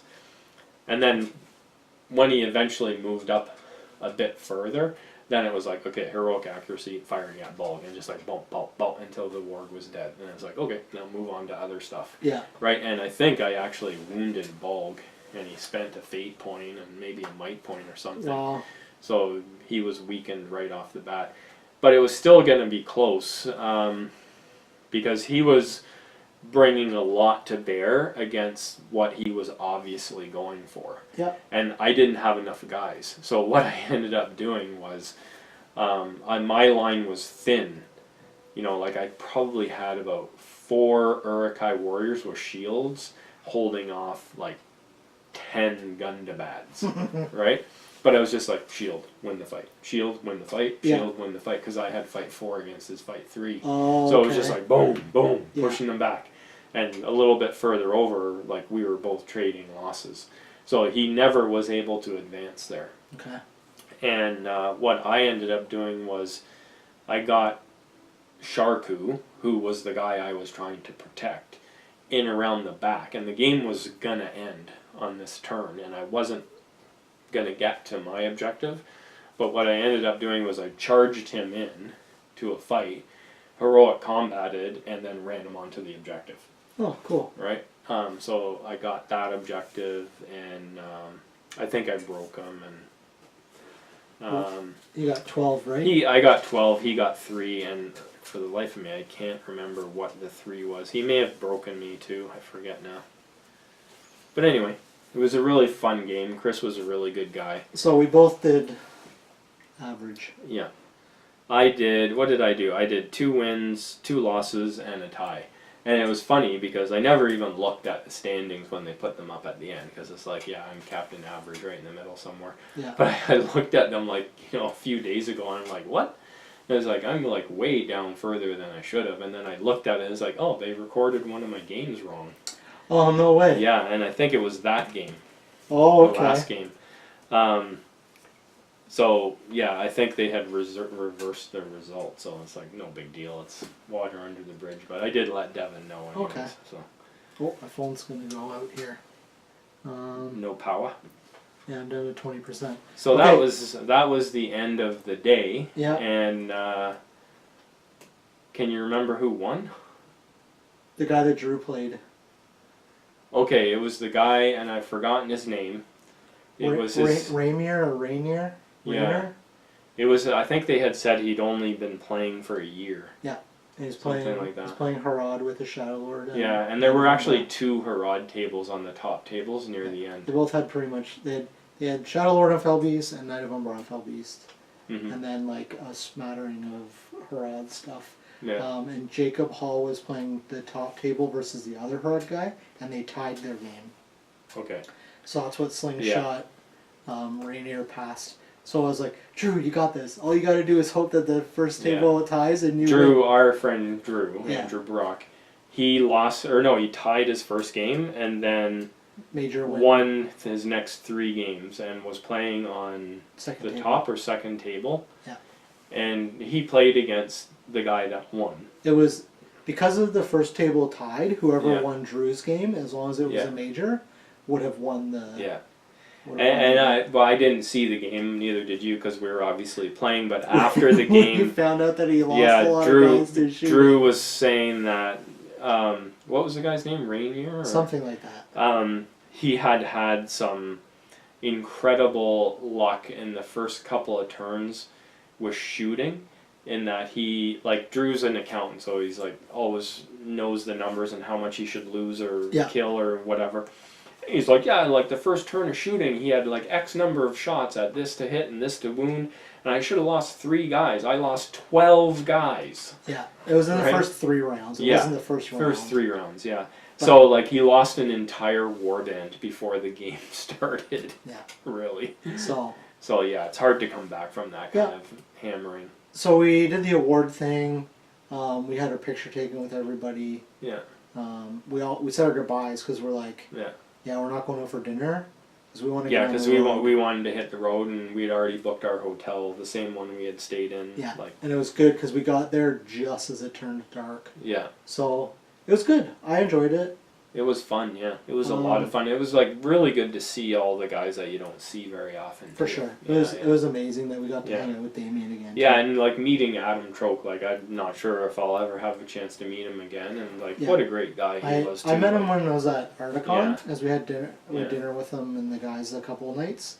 He's a really down to earth, really nice personable guy. Yeah. Like it's really cool. Easy to talk to. You think like, that's the guy that's like in charge of the game that we love, and you're like standing there. Meanwhile, he's there working, right? Yeah. Like it's part of his job to be there, I imagine. So, anyway, let's do a quick flotsam and jetsam. Yes, we'll make it a very quick one. We're talking about Isengard. We are. So, like, we're both pros at this, so it should be easy. I don't think I've ever played Isengard. I've been beaten by them a lot.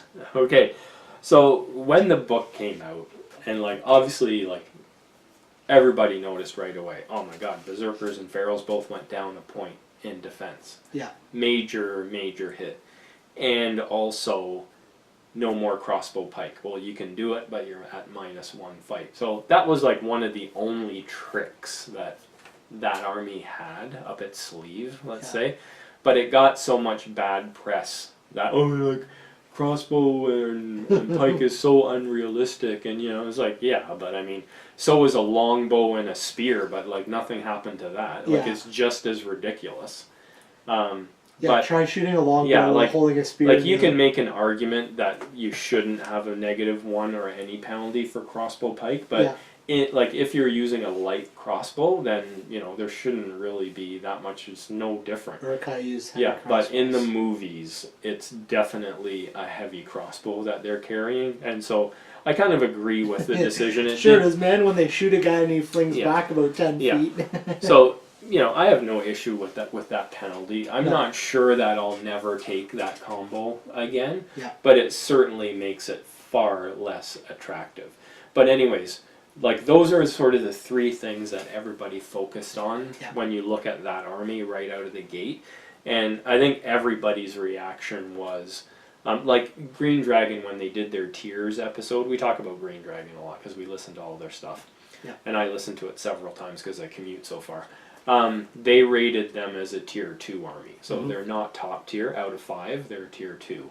Right, which I would agree with. And everyone kind of sort of said, yeah, they're dropped down to mid-tier now. And after reading the list, I would say no. They did not drop down. No. I don't think they did. Well, that specific build of the army? Yeah. Yes. The army is going to be different now. Like, I never used to play Isengard with Berserkers and Ferals. Yeah. Like, maybe a couple here and there. So... like Damien plays a Berserker list, which is all Berserkers and Ferals. Well, okay. And crossbow pike guys. Yeah, that army just got ruined by the changes. But they got like a lot of good stuff happen to their army. And I think it's more than the bad stuff. Well, Lurtz became amazing. Yeah, so let's just go through it. And right off the bat, they got a special rule. And even the special rule got better than the beta version. Because it wasn't just the one thing, and they added something So the else. beta version of it was that they don't start testing for breaking until 66%. They're still broken at 50%, but they don't test until 66, which is amazing. Yeah, it's good. And in that army, like when you play Uruk-hai, you don't ever intend to be broken. No. Right? Because it's got good defense, and usually when you're playing against another, like a set piece battle against another army, yeah, you know, you're going to at least trade 1 for 1. Sort of, that's the way the army plays. So to them, that's a fairly big advantage because your opponent is now testing when they break, but you're not. Okay. Right? But they've also added this, and it's like basically all the Uruk-hai heroes that have defense 5 and Uruk-hai scouts get woodland creature special rule. So it's that's a good rule. Almond Hen, the ambush at Almond Hen list. Right? Yeah, and all they don't say. Yeah, I love that rule. They don't say Marauder scouts here. Oh, they don't. But I would assume that they're a scout upgrade, so I would assume that it applies. Okay. So Saruman, kind of to my surprise, went up by 10 points. Yeah. Because I already thought he was a little heavy in price, but totally worth the 10-point increase, because it's basically the same guy. He can now only do heroic channel, which is kind of... And the basic 3. And the basics, yeah. So he's not a fighter. No. For sure. So not too shocking there. He can still take his horse, and he has all the other stuff he had before. Yeah. But now he has Lord of the Istari, which is really worth the 10 points. And so he can choose to reroll 1 dice when making, casting, or resist tests. Like, so he got the rule that was in the White Council. He got that rule, and that's worth every bit of those 10 points. Oh, he's a hero of legend? Yeah. Is that the 18? Yeah. Okay, so that's worth the extra 10 So points. he's a hero of legend, yeah. And he got Lord of the Istari, and he got a new spell added to his list in Flame Burst, which is like... What's that shooting one the ring race have again? Black Dart? Yeah, it's like Black Dart Light. But it can set guys on fire. Yeah, if you channel it. Yeah. Nobody's gonna channel it for that unless you're going after a hero. It's only 6-inch range too, so yeah, so it's still on a 5+. It does a strength 6 hit. Yeah. You know, for your free point of might, if you have nothing else to do. Will. Yeah, or for your free point of will. Yeah. Totally worth it. For sure. For that. So to me, Saruman, if anything, got better. Yes, 10 points more, but I think he actually got a little bit better. Grima's still in it? Yeah, Grima, I don't think they touched him, actually. Nope. Profile's the same, points are the same. They might have changed the wording a little bit in his special rule. I haven't really digested that fully. Did his defense go down? Like, I think his... Well, he's defense 3 here. And I got the old book right here, and in the old book he is defense 3. So there's his old profile and there's his new profile, and it looks pretty much exactly the same. Yeah. And he's still an independent hero, so looks like no change. So he didn't change any. Alerts did. Now we come to one of the big ones. So alerts, of course, went from Captain Average to being more than just a low tier hero now. He's firmly within the mid tier. He's definitely the hero that he should have been. Yeah, so he's gone up to 90 points. Now most of the Uruk-hai heroes went up 5 points, so he kind of went up 25 points, not 30 points, because he would have gone up 5 points. He got a lot of stuff. But for the 25 points, he got a lot of upgrades. Yeah. He got +1 attack, which is huge. He got +1 wound, which is huge. I think his courage even went up. His courage went up by 1. He's still at 311. Defense went up by 1. His defense went up by 1, and so the shield isn't actually included in his base profile. It's an option that you can take for free. Which no one ever will. Well, why would you not take the shield? Yeah. He already starts with a 6 defense. Oh. So you're not losing anything by taking the shield. You just don't get +1 defense for taking it. Actually, yeah, that's true. Yeah. So they've left it off of the profile so you can use the other model. Oh. which is the archer model. Yeah. Because you can still shield with it. Yeah. Actually, I don't know. I haven't read the new rules enough yet. Yeah, to know presumably you can still use it. Okay. For shielding. Like his special rule is just. Yeah. So that stuff right there that he got is worth the plus 25 points for sure. And he has lots of heroic actions he can do as well. And March, strike, strength, challenge. He's a Valor, so he can lead 15. So he can lead 15 guys, another upgrade. And then he got Find the Halflings, which basically is if you have to roll randomly to see where you come on or when you come on, you decide where and when. It's like, nope, I'm coming on. Yeah, it's like I roll a 6 every time, sucker. No, and it's good. It's amazing. Pretty much means you have your amazing hero Yeah. and 15 guys come on where you need them. Yeah, so he's mid-tier. He's lower mid-tier, I would say. Yeah. But he still can strike up against the big boys and he can challenge as well. yeah, and he can wreck captains and stuff like that. Yeah. Right. So, I mean, he's just like the shooting star of upgrades in this army. Yeah, I see him. Oh no, because you have to challenge stuff above you. Yeah, you can't challenge stuff below you. No. So he can go after the legends, but he can also go after the valors. Yeah. Which is good because a lot of the legends, like I think that's where he's going to shine. Is he sneaks in? Yeah. Underneath that, so you can't challenge him. Yeah. So it leaves him open to do other things. He can go after the big guys. Yeah. That's or he could be like, oh, you've got that guy over there. Well, I'm going to challenge your Valor, who's not nearly as good as mine. Yeah. Or if you even take that, because a lot of people might just take legendary heroes, right? Yeah. Yeah. Ugluk didn't change. So he's Hero Fortitude, so he can still control 12 guys. So he did change in a couple of ways, but you have to sort of compare it to the old and the new stuff. So he went up by 5 points because they kind of all almost went up 5 points. Yeah. And that's really it. He didn't change in any other way except for the heroic actions, which everybody now has their certain heroic actions. And he is the only one that has heroic strike. Really? Yeah. Of the Uruk-hai heroes, other than Lurtz. So he didn't used to get taken a lot. Like people would take the other Uruk-hai named heroes instead of him. Yeah. But I think here is like they threw him heroic strike to give him more playtime. Yeah. Because it's like, he's the guy that's got the heroic strike. Yeah. I'm going to include him in the army. Yeah. So I'm going to say he stayed the same, basically. But yeah. Sharku didn't change. Yeah. Well, Sharku got a cool rule where if you attack him and don't wound him, he can strike back. Yeah, it's kind of a fluff rule, really. He's now 50 points. He was 45 before, so he kind of did go up a little bit in cost. I think his profile is the same. No major changes there. Vrasku, he pretty well stayed the same other than a 5-point increase. Again, all the named Uruk-hai pretty well went up a little bit. He kept his heroic accuracy, which is key for him. So again, minor point increase really is all. Maher, out of the group, is the only one that didn't go up in price. He stayed at 60 points. His profile is identical.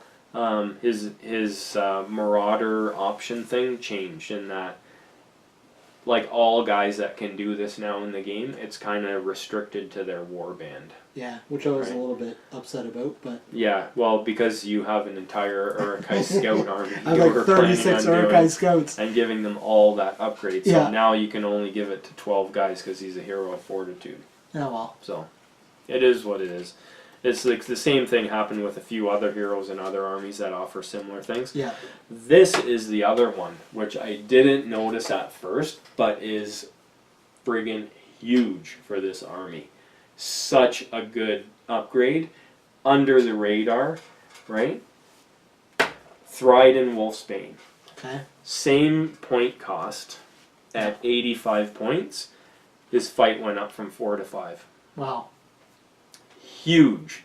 So all of a sudden, they had this guy who was trying to be a mid-tier hero, but couldn't actually quite get there because of his fight 4, is all of a sudden for free a mid-tier hero that can take out big nasty stuff. He can strike as well too. Yes.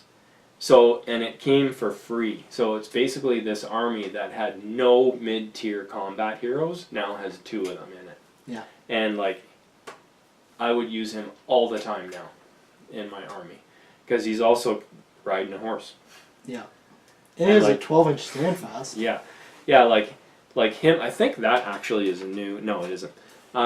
Like him combined with like, well, the old way of doing transfix was just horribly brutal. Now, of course, transfix got nerfed, but so the Uruk-hai captain is pretty much the same. He had a point increase as well. He's now base 60 points, but comes with a shield. No. No, he's got heavy armor. He comes with heavy armor. So it used to be 50, and you give him heavy armor for 5. Yeah. It would be 55. So he did go up 5 points, like most of the other guys, and still has the same options: 2-handed weapon, shield, crossbow. So he just can't take an orc bow. And why can't he take an orc bow? Because for some reason they decided to add a profile here for Uruk-hai Scout Captain. So it came out of nowhere. Mm-hmm. So basically it's the same thing. It's an Uruk-hai Captain, but just with armor instead of heavy armor. So he's 55 instead of 60. Yeah. He's got Heroic March, same as the Uruk-hai Captain. But they can take the Uruk-hai bow, which now is another free upgrade. It's basically a strength 3 orc bow. Range 18, strength 3. Which is really good for Uruk-hai scouts. Mm-hmm. Shaman became a minor hero, mm-hmm. Which means you can only lead 6 people. Yep. Heroic Channeling still has Fury, but it's only for Isengard Uruk-hai.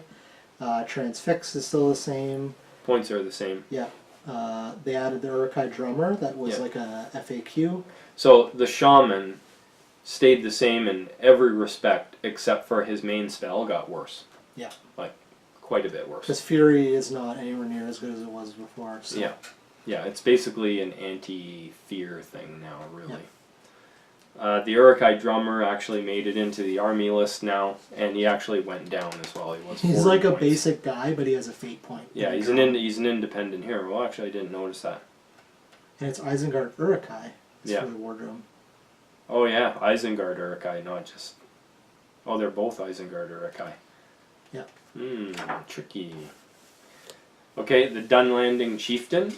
So they corrected one long-standing weird oddity in his profile, and they moved a point of his will over to might. So instead of 1-3-1, he's 2-2-1, which is a really good change for him. Means that he'll be used probably a little bit more.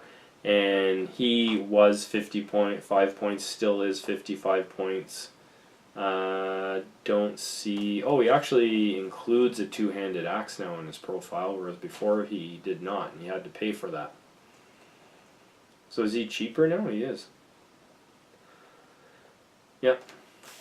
He actually went down 5 points. Uruk-hai Scout didn't change. They did not, except for they became much better archers. Oh, because they have shoot 4?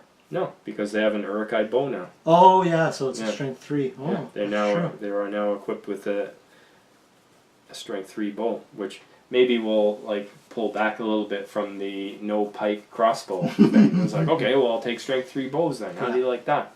Uruk-hai Warriors didn't change. No, I don't think they changed whatsoever, other than the prior mentioned crossbow pike. But they added an option to the Isengard Troll, which wasn't there before, which is drums. Not only that, but the Troll got like way better. He did. So like it was 105 and it's now 110. Mm-hmm. So it went up by 5 points, but what a change.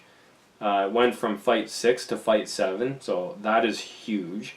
And it went up from strength 6 to strength 7. Mm-hmm. Which is also huge. Yeah. Then you have the option to give them a spear instead of the sword, or you can give them war drums. For Isengard. Yeah. So only for all Isengard. Yeah. Yeah. So like the Troll actually got a lot better than it was previously, because you know what it was like before with strength 6. Shelob. Shelob runs in, knocks you down. Yeah, kills you in 1 round of combat. Been there, done that. Then we have the Berserkers and the So Ferals. the Berserkers and the Ferals. So no question about it, the Feral got like the severe nerf batting to the face. A point more expensive and just obviously not as good now. So people are going to shy away from it initially, but I think it'll find a place back in the list. Certainly makes the Berserker list a thing of the past. Yeah. Pretty sure. The Berserker also apparently got a nerfing because it went down to Defense 5. But did it really? Not really. It did, but heavy asterisks beside that. Yeah. Because it went down a point in defense, but not against shooting, because it has a special rule that gives it +1 defense against shooting. Yeah. So it did go down 1 in defense, but only in melee. Okay, well, it's a guy that's supposed to fight in melee, so you want it to still have defense 6, but it still has defense 6 against shooting, which is important, right? And it does get the Berserk rule, Oblivious to Pain. So you will occasionally roll a 6 and not die, right? Is that as good as having defense 6? No. Is it a devastating hit to the model? No, right? The fact is too is like its Berserker blade is now a 1.5-hand sword, so you can use. You don't have to say I'm using my dagger. Yeah. Right. And it got a special rule as well, which is you can basically hit all of the people around. It's kind of like a whirl attack almost. But it's your own guys too. It's your own guys. Honestly, kind of a silly rule. Yeah. Because I don't really know, like, unless you have 3 guys around you fighting you and none of your own guys, you have 2 attacks. Like, yeah. You know. Anyway, it's still a bonus. There are occasions where it'll come in. Yeah. Dunlending Warriors. This is kind of a disappointing part of the list to me, just because I don't know if people are just sticking to their guns and not changing these profile options. But both the Dunlanding Warrior and the Wildmen of Dunlanding didn't gain anything that equates to a spear. So, no. Kind of disappointing. I can understand it with the Dunlanding Warrior because there's certainly no model out there that can take that into account. Why they didn't just make the Dunlanding's 2-handed axe, like the Axe of Lawsonarch, where you can use it as a 2-handed weapon or spear. Yeah. I don't know why they wouldn't just do that. It would get those models on the table. Like, there's almost no reason to take that model over an orc. Because an orc is just better. Yeah. It's got a lower courage, but other than that, it's just better than that model. It's better defense. Yeah. So what they did do was they gave it Hatred Rohan. Woohoo. So it's a good rule, but only if you play against Rohan. So it's +1 to wound against Rohan. So that's the army, and the other 2 things are the Demolition Team and the Isengard Ballista, which both have an entire page of rules.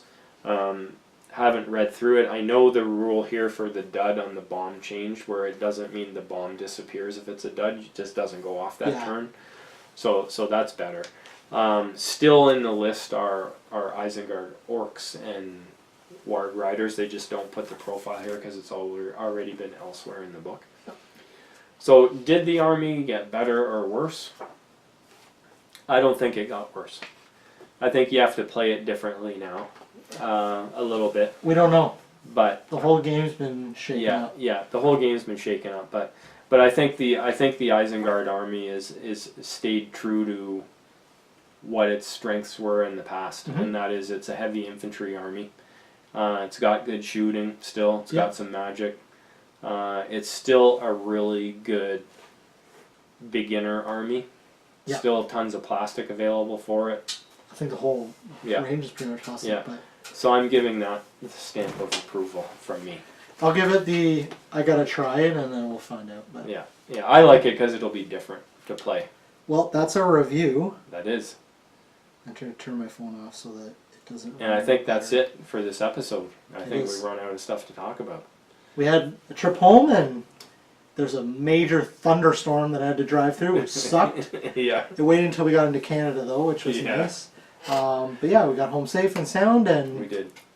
that was it. So Nova, going to go back next year? Maybe. Maybe. I don't think Depends. I'll be going back next year. I think if anything, it's going to be an every other year thing, and we'll see. Yeah. We'll see about every other year. There's other things I want to do. Yeah. We really want to hype up the Canadian We do. event that I Adam mean, and the guys are we putting on. want to have a big Canadian event, at least one, so that we don't have to travel to foreign countries to go to a big event like this. And you know, I think we have a couple that are in the making.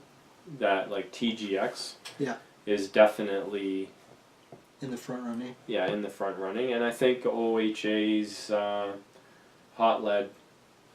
Yeah. I think they could actually make that a premier event as well. Yeah. As long as the organizers are willing to expand the number of tables. I think they had said they were going to do that, but Yeah. okay. But that's it for this episode. Because I can't sit in this chair anymore. Yeah, you're crippling I'm you. just like, oh my god, can we stop talking? All right. Yeah, that's it. Thanks for watching. Yeah, thanks for listening to us talk for 2 hours. Yeah, maybe I can edit some of that out. Yeah. Who knows? Yeah, thanks for listening, and if you have anything you want to say, put in the comments and tell us that we're wrong, or...